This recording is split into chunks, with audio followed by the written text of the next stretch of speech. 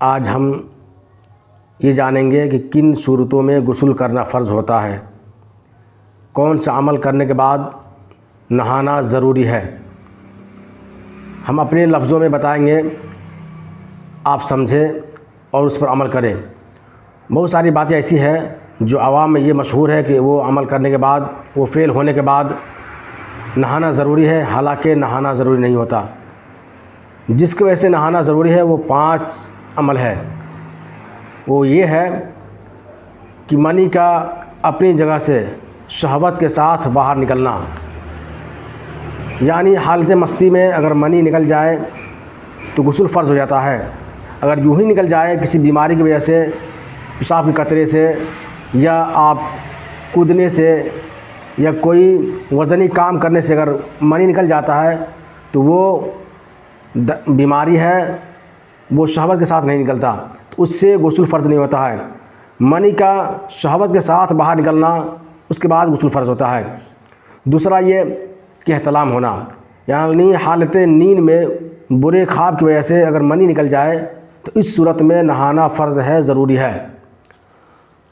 और तीसरा ये कि 2 शर्मगाहों का आपस में मिलकर दुखूल हो जाना, चाहे इंजाल हो या ना हो, दोनों पर गुस्ल करना फ़र्ज़ है।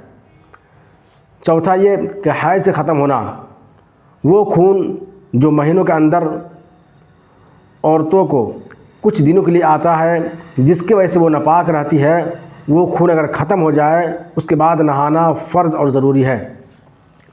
5वां, निफास से फारिग होना। निफास उस खून को कहा जाता है जो बच्चा पैदा होने के बाद जारी रहता है। अगर वो खून बंद हो जाए उसके बाद नहाना औरत पर ज़रूरी और फ़र्ज़ है। ये 5 सूरतें हैं जिनके बाद नहाना ज़रूरी है। इसके अलावा अगर किसी ने खड़े होकर पेशाब कर लिया या पेशाब के बाद ढेला या पानी इस्तेमाल ना किया तो वो ये समझते हैं कि हम नापाक हो गए, हम नमाज़ नहीं पढ़ सकते, कुरान की तिलावत नहीं कर सकते, और वो बहाना ये करते हैं कि हम नापाक हैं। बच्चे घर में हैं, पेशाब कर देते हैं, तो कितना कपड़ा बदलेंगे, कितना नहाएंगे। तो आप याद रखें, इन तमाम सूरतों में नापाक नहीं होते हैं। हाँ, अगर खड़े होकर पेशाब किए तो जो लिबास पहने थे नीचे, ऊपर नहीं, वो आप बदल दें, उसके बाद फिर नमाज़ अदा कर सकते हैं। नहाना ज़रूरी नहीं।